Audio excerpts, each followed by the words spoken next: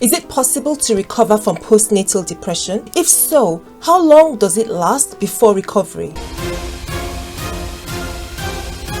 Hi everyone, welcome back to the channel. I'm Dr. Sylvia, a general practitioner and health educator with AskAwayHealth. Postnatal depression is thought to affect between 10 to 15 out of 100 women around us. So the chances are you know somebody or may know someone who's related to somebody who's either gone through or may go through this condition in future. And that's why I thought it would be helpful in this video to look at 6 facts about postnatal depression and end with some thoughts about how women can recover from it. Number 1, what is postnatal depression? Postnatal depression is a form of depression that affects a woman when she's having a baby. It has symptoms of depression including low mood, loss of motivation, a lack of interest in your usual activities, and so on. In addition, a woman with postnatal depression finds she may struggle to look after herself and her baby, or struggle with simple tasks and activities after childbirth. Number 2, when does postnatal depression happen? Postnatal depression can affect women differently. Usually it starts within 1 to 2 months of having your baby. However, some ladies can develop postnatal depression several months after having their baby. In addition, some women who suffer with depression before they get pregnant or have their baby may continue with these symptoms after their baby is born. Number 3, how can I or my family and friends recognize if I have postnatal depression? Some women who experience postnatal depression feel something is not right,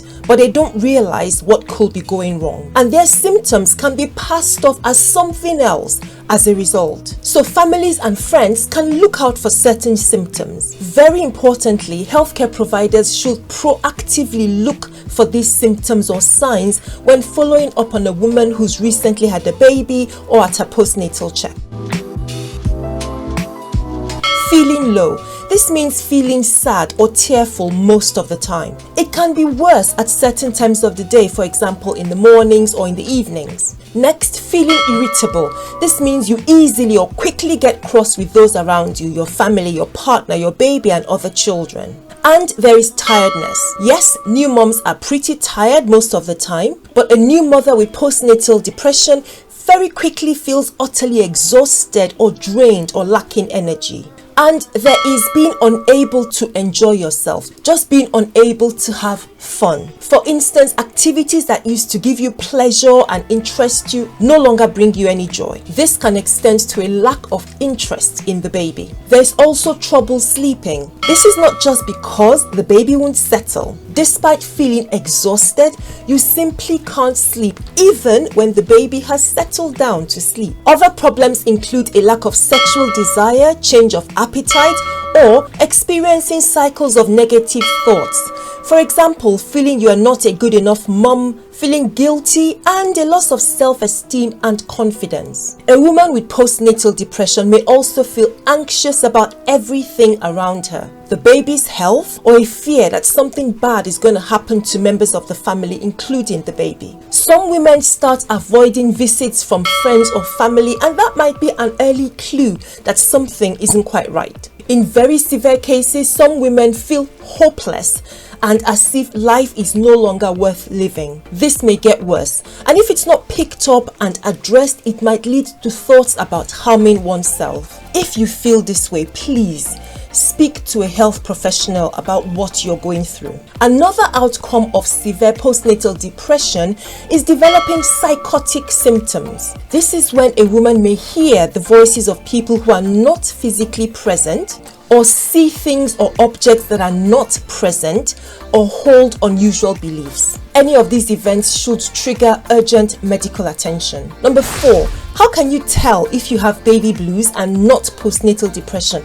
Aren't they the same? Pregnancy and childbirth are periods of significant stress, and experiencing different emotions is quite common for many women. Baby blues is the name given to a condition that up to 50% of new moms will experience. Compare this to the 10 to 15% of women who we said could develop postnatal depression. Baby blues will usually begin by the 3rd or 4th day after birth, and the symptoms include mood swings, feeling low, anxious or irritable. Crying very easily or overreacting are also symptoms that you might experience with baby blues. So with these similar symptoms, how can we tell if somebody has baby blues or postnatal depression? Well, baby blues usually settle by the time your baby is about 10 days old. The condition baby blues does not require treatment. However, if these symptoms persist longer than 2 weeks, that's the time to speak with your doctor. Number 5, how or why did you get postnatal depression? We know different issues may contribute to one woman developing postnatal depression,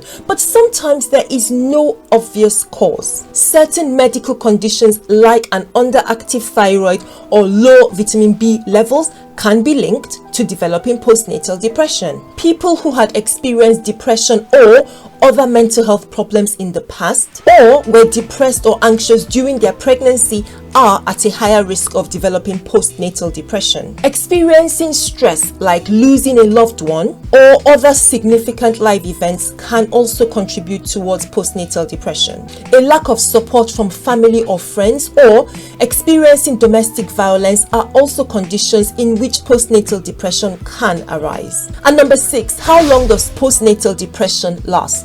Well, this is important to know, and the evidence tells us that postnatal depression will usually settle after 6 months or within 6 months if it's not treated. However, the period before then is full of so much suffering and distress for the woman as well as others around her. So here are some complications from not treating postnatal depression. It can spoil the experience of a woman's new motherhood. This should be a time of joy when she's getting to know her baby and experiencing something new with other members of her family. It can affect the relationship between mom and the baby or mom and the partner, because having postnatal depression means you might not be able to look after yourself and your baby properly. And lastly, when mom is unable to bond with her baby at this early stage, it can affect the baby's development and behavior in future. So yes, it is possible to recover from postnatal depression, but recognizing it quickly and getting the right treatment as soon as it is recognized are essential steps.